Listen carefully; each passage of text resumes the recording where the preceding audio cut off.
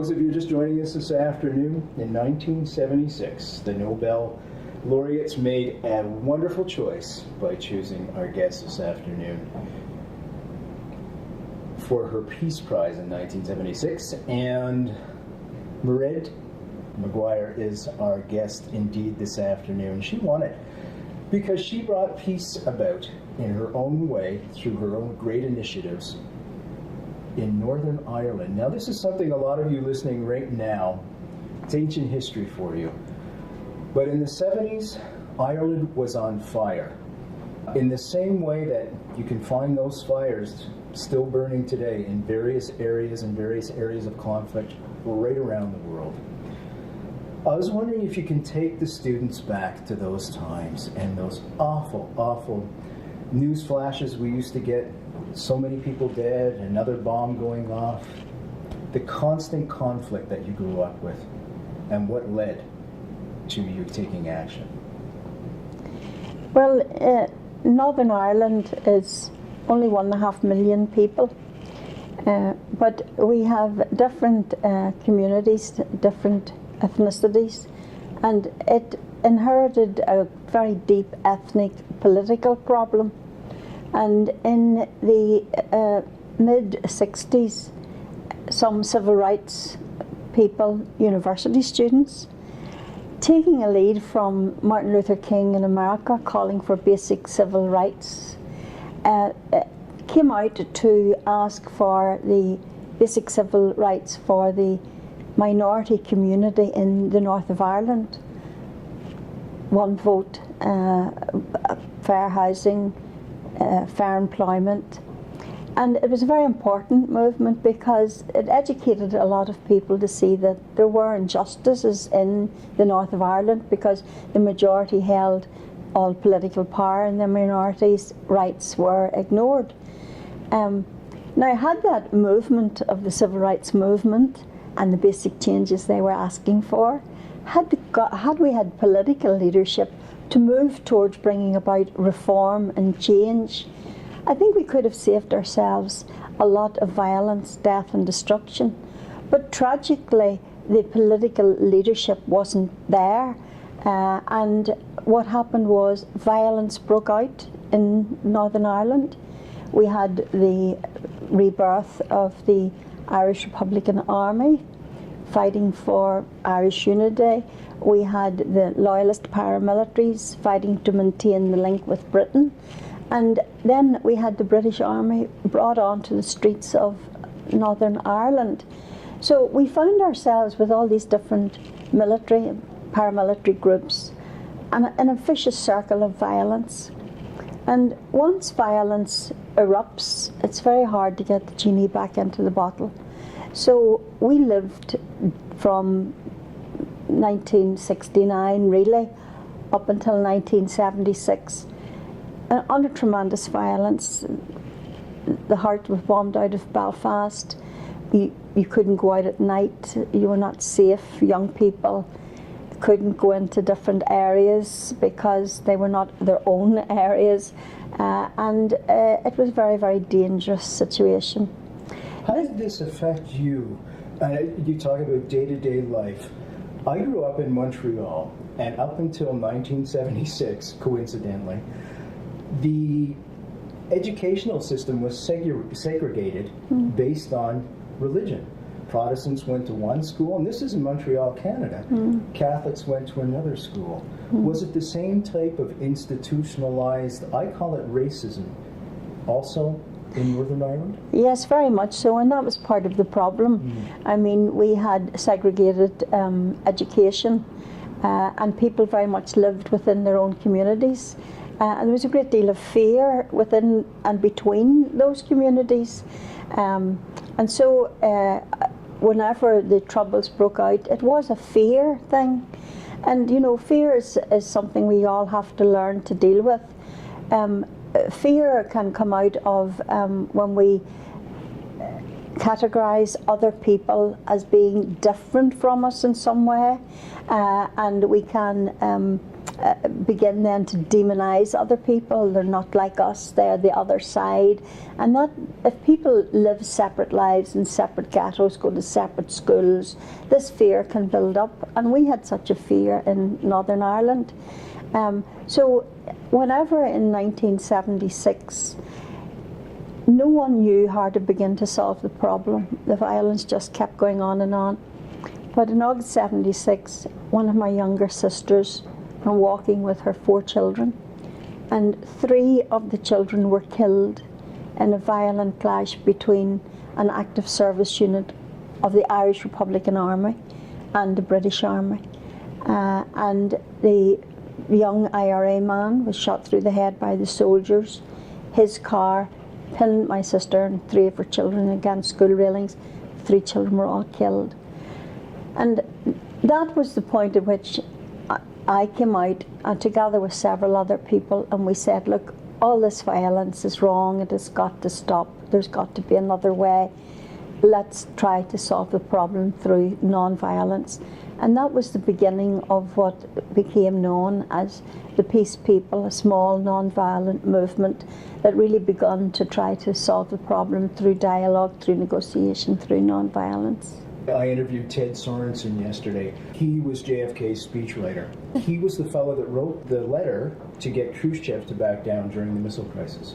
Mm-hmm. He was saying the same thing. Dialogue before bullets. Mm-hmm. And it's funny, your story parallels, strikingly, I feel, Jody Williams' story, because she circumvented the leadership that was in place, as you just said, and you made it an individual effort, and you found those people to speak to, a common link to stop the violence. It's unfortunate, I feel, and I'm perplexed by this. I think this is one of the reasons why I enjoy speaking with people about you, because mankind is capable of so much good. One can only think of the effort to go to the moon, for example, etc. That's the first one that comes to mind. But yet we're capable of such inhumanity. And it continues and continues. Do you ever feel frustrated that the results just don't come as quickly as you would like to see them? No, I don't, because I think that life's a journey.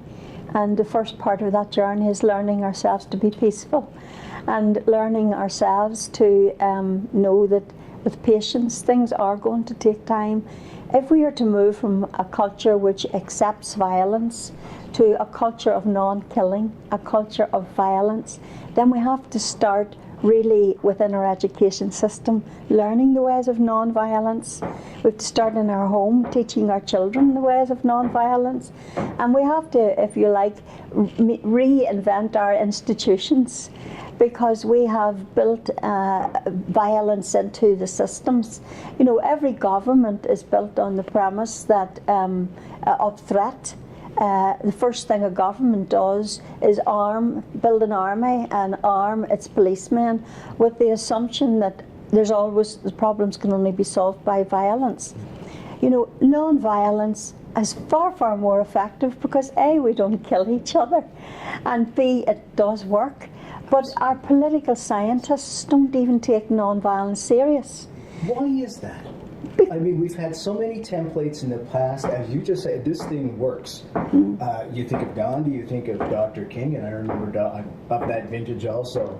I can barely remember Dr. King. Mm-hmm. You've proven that over and over again. Why don't the governments take that more seriously? Well, because alternative thinking and the idea of non-violence is a big challenge to governments. I mean, within governments we have ministries of defence and we have foreign ministries. But the missing element there is we have no ministries of peace. So when a prime minister or a president is faced with a problem of security, he gets advice on how to go to war, i.e. the Pentagon, or but there's no alternative thinking brought to the fore. There are not people coming in and saying, look, we believe that we can solve this problem through bringing the parties together and helping bring forth conflict resolution. And we're only beginning to start on the path of learning non-violence. There are only 2 governments in the world have ministries of peace that are actually looking at how these problems are solved non-violently.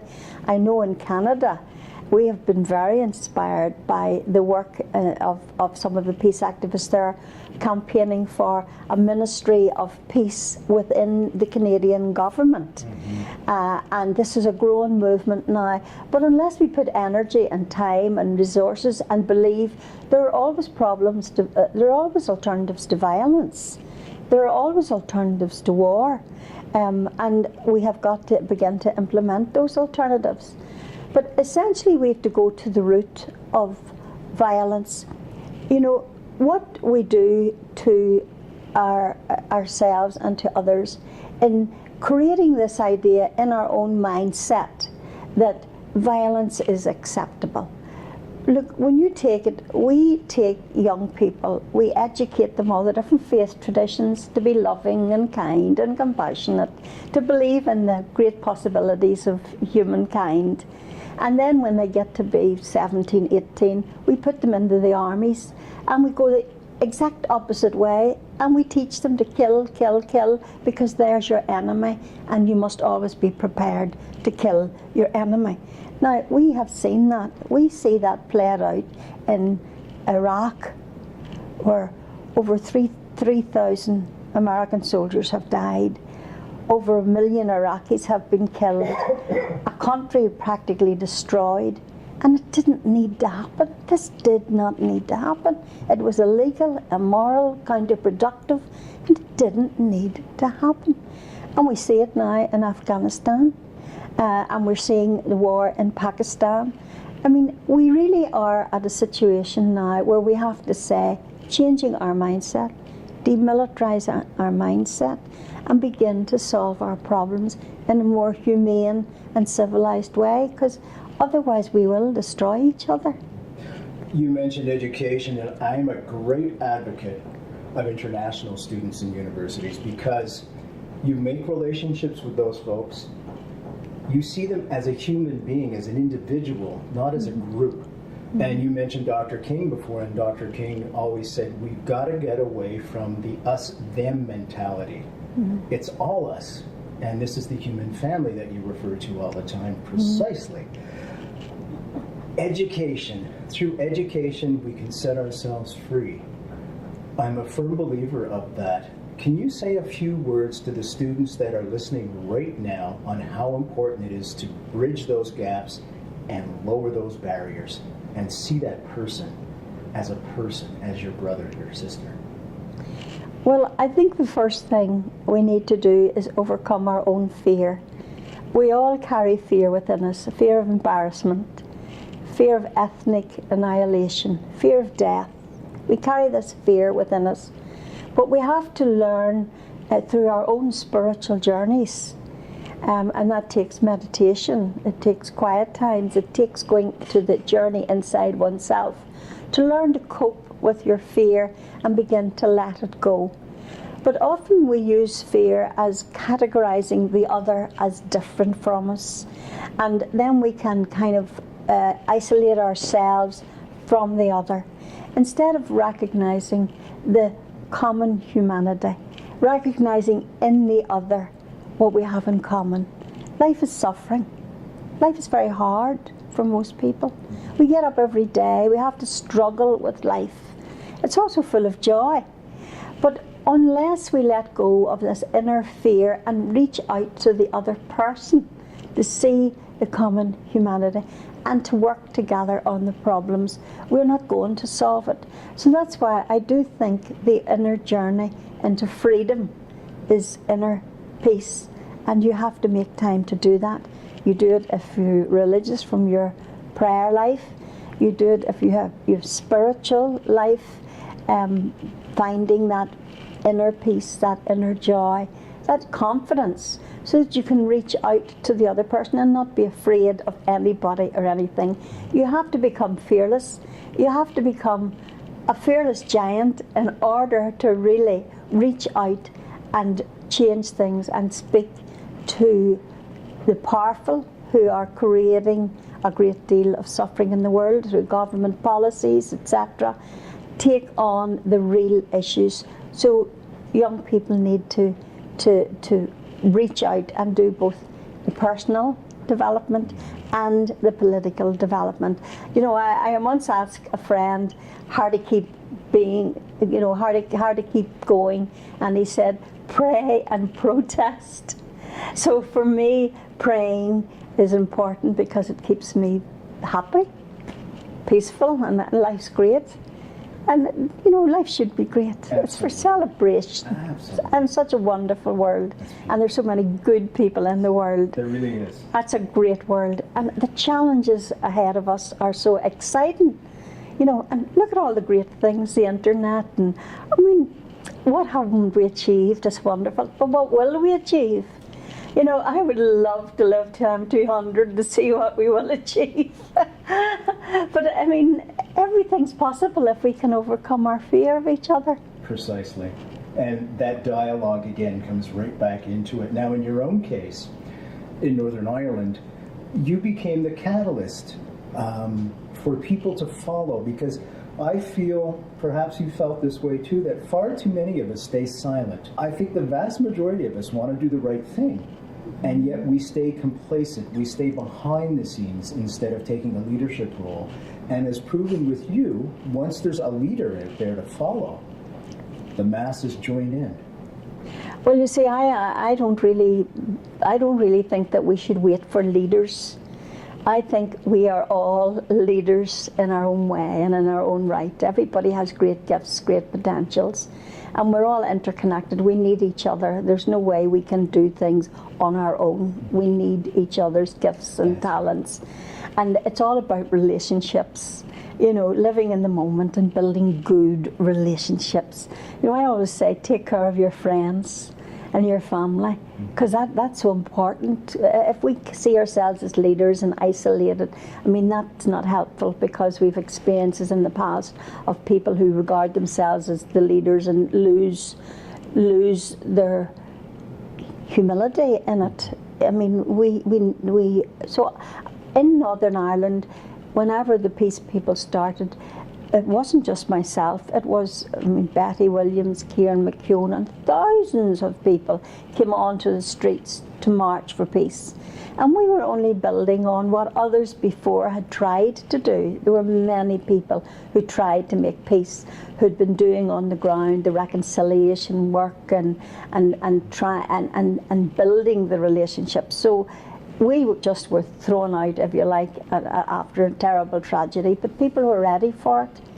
And I think today in our world, people are ready for change. Wholeheartedly agree. Yeah, they don't want militarism, war, nuclear weapons. They don't want children to be dying of starvation while other people are very rich. People don't want to live in this kind of a world. So there's an appetite now for change. And I think the young generation coming up can take what those of us have been trying to build non-violent, non-killing communities, and work at a local level, but also work across the world, because we have to work at different levels now. We have to rebuild our institutions of militarism, and these don't work for us anymore. So we need to rebuild all these institutions, but we work down in the communities and we work across the world. It's a big, big task, but we've technology to help us, and I think we can do it. You know, people often ask me, where do I begin? I just tell them, open the door for somebody. Mm-hmm. Start on a micro level and see how it builds. Yeah. And it'll just snowball. You mentioned children before. I want to talk about kids. Never before have we ever had the ability to feed the world. We have that ability now. Mm-hmm. You mentioned the military. Mm-hmm. We could use the military, instead of shooting people, we could use them as an integrated system to distribute the food. It's right there in place for us. Mm-hmm. Can we talk about feeding children, getting children proper education, especially girls? Mm-hmm. Well, you said there about where do you start, and there's an old saying, blossom where you're planted. And, you know, kindness is a great virtue. And if the Dalai Lama always talks about kindness and compassion, and if we can create a compassionate and caring community where we are, reaching out to the stranger, forgiveness is a very important concept. Learn to forgive and to forgive others. So we start with just, well, who did you fall out with recently? Isn't it time you made up? I mean, you know, changing things, you don't start by out there, you start in here and where you live in the community. And that's very important. Now, to talk about changing world poverty, well, we have to ourselves live simply so others will simply live. There is enough money in the world to feed the poor, but we have to be less materialistic, less in the consumerism, and we really have to be just, because if we haven't got justice in a society, and the poor are getting poorer and the rich are getting richer, that's just a recipe for awful disaster.